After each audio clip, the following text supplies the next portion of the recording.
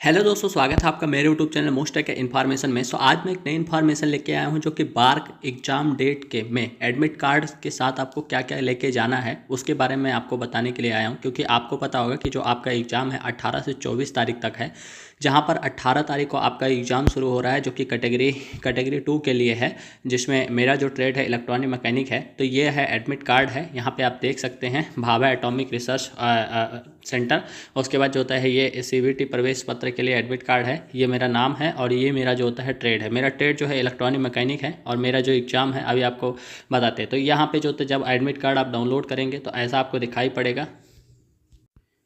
और जो मेरा सेंटर गया है वो मेरे यहाँ से, जैसे सेंटर कोड है राष्ट्रीय ऑनलाइन सेंटर कैंपस ऑफ राष्ट्रीय कन्या इंटर कॉलेज, बोलिया colony, Gorakhpur, Uttar Pradesh, 27-30-12 landmark near धर्मशाला। 18 तारीख को मेरा एग्ज़ाम है। 18 जो होता है 11/2/2023 को मेरा एग्ज़ाम है। उसके बाद जो होता है रिपोर्टिंग है 7:30 और प्रवेश बंद होने का समय है 8 बजे हो जाएगा। और CBT प्रारंभ जो होता है 8:30 बजे से हो जाएगा, ठीक है। उसके बाद ये जो है यहाँ पे जो होता है इस पर्चे को जो होता है अपने पास रखना होगा। जब आप कौशल परीक्षण में जाएंगे तो आपको जो होता है ये यहाँ पे प्रस्तुत करना होगा। चलिए हम कुछ महत्वपूर्ण निर्देश को पढ़ लेते हैं जो कि CBT में जाने से पहले आपको पढ़ना जरूरी होता है। तो पहला जो निर्देश दिया हुआ है, ऐसे अभ्यर्थीगण जो ऑनलाइन आवेदन अंतिम तिथि यानी कि 22/5/2023 को विज्ञापन निर्धारित पात्रता, दांडता एवं शैक्षणिक अर्हता को पूरा नहीं करते हैं, उन्हें कंप्यूटर प्रवेश परीक्षा में जो है सम्मिलित होने की अनुमति की आवश्यकता, मतलब अगर वो सम्मिलित हो भी जाएंगे तो भी बाहर हो जाएंगे। तो इसीलिए जो प्रवेश पत्र में जो होता है, जैसे आपके पास जैसे ITI नहीं है अगर 22/5 से पहले, तो आप जो होता है इसमें जो होता है सम्मिलित नहीं हो सकते हैं। अगर सम्मिलित हो भी जाएंगे तो लास्ट में आप बाहर कर दिए जाएंगे, ये यहाँ पे है। उसके बाद जो होता है दूसरा जो निर्देश दिया हुआ है कि अभ्यर्थियों को कंप्यूटर आधारित परीक्षा में प्रवेश पत्र के प्रिंट आउट के सामने की ओर चेहरा, 2 रंगीन पासपोर्ट साइज फोटो है 3.5x4.5 की, और फोटो सत्यापन है तो मूल वैध प्रमाण पत्र भी लाना होगा। मतलब आपको क्या करना होगा, मूल वैध प्रमाण पत्र भी लेके जाना होगा। उसके बाद जो है किसी भी अभ्यर्थी को प्रवेश पत्र प्रिंट आउट फोटो पहचान पत्र के बिना प्रवेश में केंद्र मतलब अनुमति नहीं दी जाएगी, ठीक है। ID प्रूफ आपको चाहिए और जो होता है फ़ोटो भी चाहिए आपका, उसमें आपका लगा भी होना चाहिए, या तो आप वहाँ पे लगा लीजिएगा। जो ID प्रूफ मांग रहे हैं ये लोग क्या क्या मांग रहे हैं, मतदाता पहचान पत्र आपके पास अगर होगा तो वो भी चल जाएगा, ये आधार कार्ड का प्रिंट आउट है तो भी चल जाएगा, ड्राइविंग लाइसेंस है तो भी चल जाएगा, पैन कार्ड है तो भी चल जाएगा। उसके बाद जो होता है आपके पास कुछ भी हो तो आपका चल जाएगा, ID प्रूफ की तरफ होना चाहिए। और यहाँ पे लिखा हुआ है यदि फ़ोटो पहचान पत्र में यानी कि होता है जन्म तिथि मुद्रित नहीं है तो जन्म तिथि प्रमाण पत्र अभ्यर्थी को अतिरिक्त मूल दस्तावेज जो होता है प्रस्तुत करना होगा, जो कि 10वीं प्रमाण पत्र के साथ लाना होगा। अगर मतलब मान लीजिए आपके डेट ऑफ बर्थ में कहीं से गड़बड़ हो गया है तो वहाँ पे आपको जो होता है 10वीं प्रमाण पत्र का जो होता है जो मेल खाता हो 10वीं के प्रमाण पत्र से, जैसे आधार कार्ड नहीं मेल खा रहा है तो ड्राइविंग लाइसेंस खाता होगा, कुछ भी तो मेल खाएगा ही खाएगा, तो वो लेके जाना होगा, ठीक है। और इसमें जो होता है नाम और संशोधन अगर आपका हुआ है तो भी आपको जो होता है विवाह प्रमाण तो कानूनी दस्तावेज यानी कि जो एफिडेविट लगता है, जैसे आपके नेम में थोड़ा सा गड़बड़ हो गया है या कुछ हो गया है तो आपको एफिडेविट लगेगा, तो एफिडेविट लगा देंगे तो आपको जो होता है यहाँ पे जो होता है अनुमति दे दी जाएगी। उसके बाद जो होता है यहाँ पे बोल रहे हैं कि प्रवेश पत्र बंद होने के समय के बाद जो होता है केंद्र में प्रवेश की अनुमति नहीं दी जाएगी, ठीक है। अगर मतलब जो टाइम दिया हुआ है यहाँ पे वहाँ पे आप जाएंगे तो अगर उससे लेट हो जाते हैं तो आपको अनुमति नहीं दी जाएगी। और उसके बाद होता है अभ्यर्थी को कम से कम जो होता है कम से कम 1 दिन पहले परीक्षा केंद्र पर मार्क का पता लगा लेना चाहिए, ठीक है।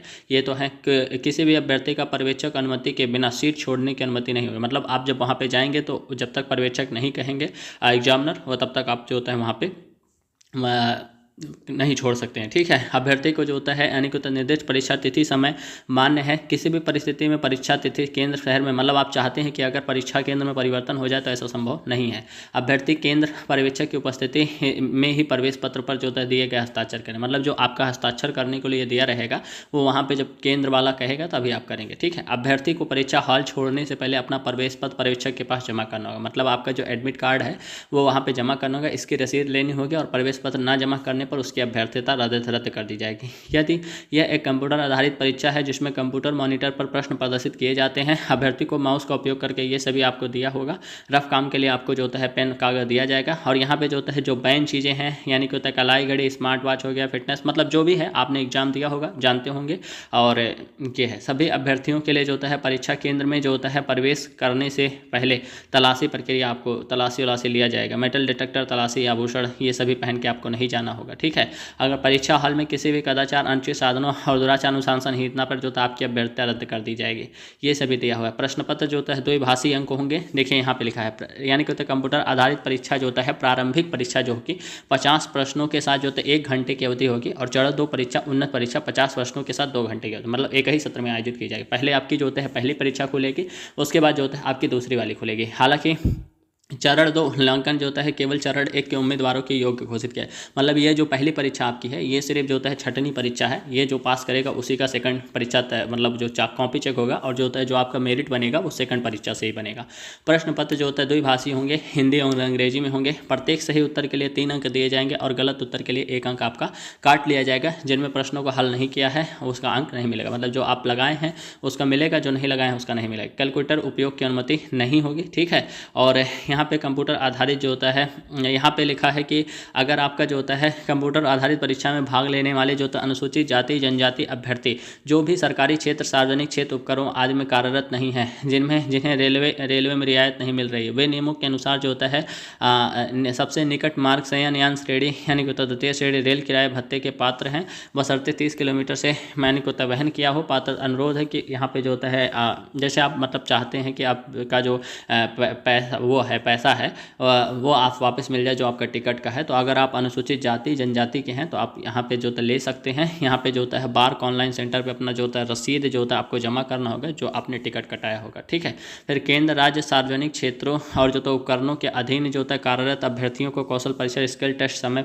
पर अनुपाति पर प्रस्तुत करना होगा। कंप्यूटर आधारित परीक्षा में भाग लेने वाले अभ्यर्थियों को अपनी यात्रा के रहने की सुविधा करनी होगी।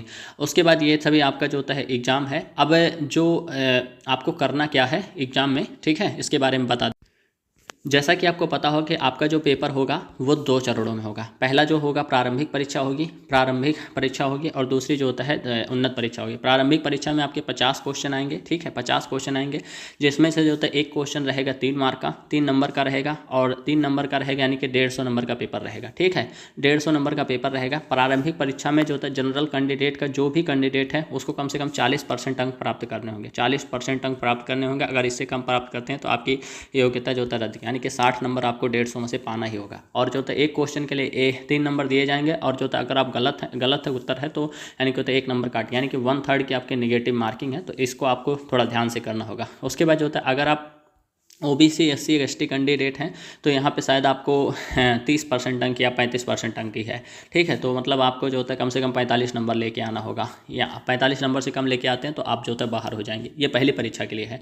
जब आपकी दूसरी परीक्षा चालू होगी, दूसरी परीक्षा यानी कि सेकंड जो होता होगी, जो 2 घंटे का पेपर होगा ट्रेड थ्योरी से, उसमें आपका जो होता है 50 क्वेश्चन रहेगा। एक क्वेश्चन 3 नंबर का यानी कि 150 नंबर का पेपर होगा, जिसमें से जो होता है आपका एक यानी कि होता है प्रत्येक सही उत्तर के लिए 3 नंबर दिया जाएगा और गलत उत्तर के लिए 1 अंक काट लिया जाएगा। तो इसमें भी आपको जो होता है मिनिमम पासिंग मार्क जो होता है जनरल कैंडिडेट के लिए जो है यानी कि ये है 150 का, यानी कि होता है शायद 45 नंबर है, यानी कि 35% होगा। 35% होगा यानी कि होता है 5 दूनी 10 5 तियां 15। हाँ, तो मतलब आपका जो होता है जनरल कैंडिडेट के लिए जो होता है 45 नंबर लाना होगा, और वहीं पर OBC और SC ST कैंडिडेट के लिए शायद 40 या 35 नंबर है। तो ऐसे आप देख लीजिएगा, ये सभी आपको देख के करना है, उसी हिसाब से आपको पेपर देना है। ठीक है, सो ये एक ओवरऑल इन्फॉर्मेशन थी जो कि मुझे लगा कि आपको देनी चाहिए। सो आई होप कि वीडियो आपको अच्छी लगी होगी। अगर वीडियो अच्छी लगे तो वीडियो लाइक करना, शेयर करना, सब्सक्राइब करना। मिलते हैं नेक्स्ट वीडियो में। धन्यवाद, नमस्कार, जय हिंद।